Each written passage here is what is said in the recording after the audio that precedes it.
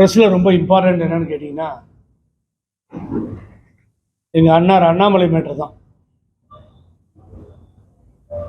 அவர் முதல்ல என்ன பேசினார்னு பாருங்கள். அதை நான் புகழ்ந்து பல இடத்துல பேசினேன். ஒரு தன்மான உணர்வோடு அவருக்கு இப்போது பிஜேபிக்கு இந்த தமிழ்நாட்டில் பிஜேபின்னு ஒரு கட்சிக்கு வேல்யூ இருக்கோ இல்லையோ தெரியாது. அண்ணாமலைன்ற ஒரு தலைவருக்கு அவ்வளோ பெரிய மரியாதை உண்டு. அது ஸ்டேஜில் ஏறும்பொழுது பேரை சொன்னால் அண்ணாமலை ஜி அப்படின்னு அமித்ஷா ஜி சொன்னதும் கைத்தட்டல் நிற்காமல் போயிட்டு இருந்துச்சு. சரி, ரொம்ப நீட்டாக போயிட்டுருக்காரு, தப்பு பண்ணாமல் பழனிசாமி சொல்லி பண்ணிக்கணும், நம்ம ஆம்புலன்ஸ் பழனிசாமி சொல்லி பதவியிலேருந்து வேறு எடுத்துட்டாங்க அவர். ஸோ ரொம்ப கரெக்டாக போயிட்டுருக்காருன்னு நினச்சிட்டு இருந்தோம். நேற்று எப்படி தடுமாறினார்னு கொஞ்சம் பாருங்களேன். அதை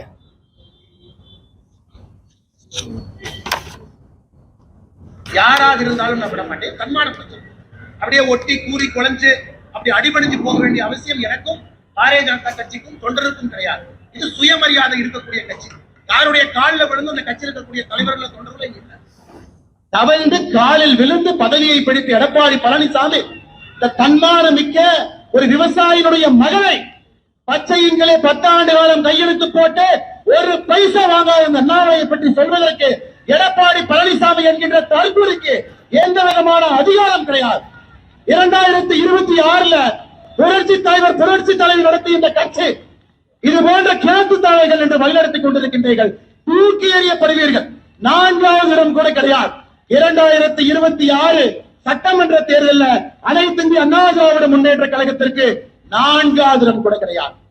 எடப்பாடி பழனிசாமி அவர்களே, உங்க ஊர் சிலுவம்பாளையத்துல ஒரு மர்டர் நடந்தது. பங்காளிகளுக்குள்ள சண்டையில ஒருவர் கொலை செய்யப்பட்டார். கொலை செய்யப்பட்ட பிறகு அதே சிலுவம்பாளையத்தில் ஒருத்தர் கைது செய்யப்பட்டார். அதன் பிறகு சிறைக்கு போனார்.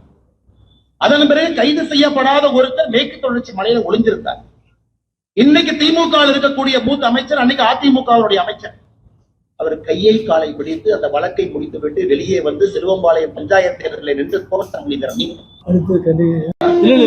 இது நான் இப்ப போட்டது தன்மான உணர்வோடு சுயமரியாதையாக நாங்கள் இருக்கிறோம், யாருக்கும் நாங்கள் அடிபணிஞ்சு போக வேண்டிய அவசியம் இல்லை அப்படின்னு சொன்னார். இன்னொன்று நீங்கள் கேட்குறது என்னென்னா, நேற்று அவர் எப்பாடுபட்டாவது நாங்கள் எடப்பாடி பழனிசாமியை முதலமைச்சராக்குவோன்னு நீங்கள் சொன்னதை நீங்கள் சொல்கிறீங்க இல்லையா? அதுதானே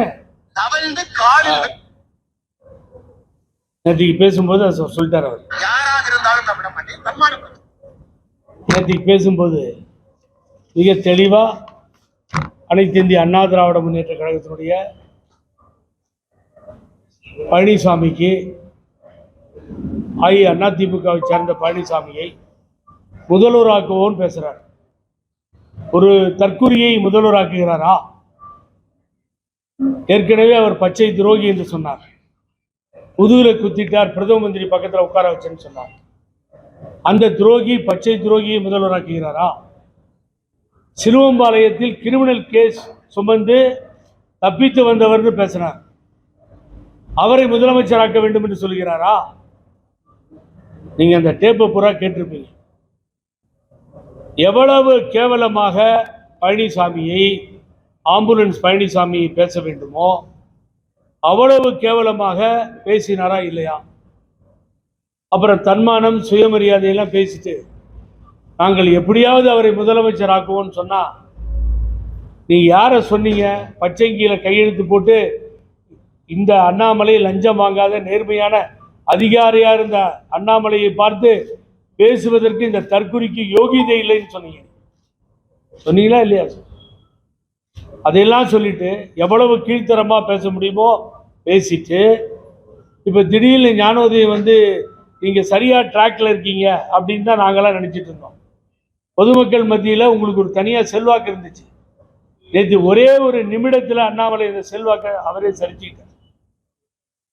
எப்போ அந்த வார்த்தையை சொன்னாரோ, இவ்வளவு கேவலமாக பழனிசாமியை சித்தரித்து விட்டு அந்த பழனிசாமியை பாரதிய ஜனதா கட்சி நாங்கள்லாம் சேர்ந்து முதலமைச்சராக்குவோம் என்று சொன்னால், இப்படிப்பட்ட ஒரு ஆளை எப்படி சார் முதலமைச்சராக்குறது? அதிமுக 4வது இடத்துக்கு போகும் சொல்லியிருக்கார்.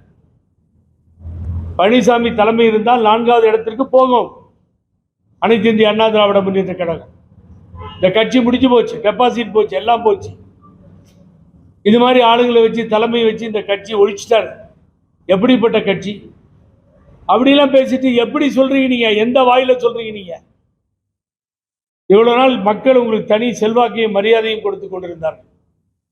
அவங்கெல்லாம் தெரிஞ்சுக்கிட்டு இருந்தா இதை போட்ட நான். ஒரு கட்சியோ கட்சி தலைமையோ தன்மானத்தை மீறி தேவையில்லை அந்த கட்சி. அதுதான் நாங்க நீந்திக்கிட்டு இருக்கோம். பழனிசாமி அன்னைக்கு எதிர்த்து வெளியில வந்து இன்னும் அப்படிதான் பண்ணிட்டு இருக்கோம், போராடிட்டு இருக்கோம். எங்களுக்கு கவலையே இல்லை. கஜேந்திரன் இங்க நம்ம வைக்கிற ஆரம்பம் இப்படி எல்லாரும் எடுத்த முடிவு தான். நீங்க தனியா ரோட்ல போனா ஒரு மரியாதை இருந்தது. தனியா ஒரு கட்சி ஆரம்பிச்சு நடத்தீங்கன்னா கூட செல்வாக்கா இருந்திருப்பீங்க. நீங்க ஒரே நாள்ல போட்டு உடைச்சிட்டீங்களே எல்லாத்தையும். நீங்க அமித்ஷா வந்து ஒரு ஆட்டம் ஆடணுமா என்ன? சொல்லுங்க பார்ப்போம். உங்களுக்கு வேண்டிய மரியாதை இங்கே தரப்படவில்லை. அதே சிலுவம்பாளையம் பழனிசாமி சொல்லிதான் தலைவர் பதவியிலிருந்து உங்களை காலி பண்ணாங்க. நான் திருப்பி கேட்கிறேன் திரு அண்ணாமலை அவர்களை, அண்ணே நீங்க அடிக்கடி சொல்லுவீங்க அழகா, அண்ணே அண்ணே அண்ணே உங்களை கேட்கிறேனே, உங்களை பழனிசாமி ஒத்துக்கிறாரா? முதல்ல அந்த பாயிண்ட்டுக்கு வரேனே. இவ்வளோ பேசுறீங்கல்ல அவரை முதலமைச்சராக்கணும்னு சொல்லி. அண்ணாமலை நேற்று சொன்னாருங்க, நான் மதிக்கிறேன், வரவேற்கிறேன், நன்றின்னு சொல்ல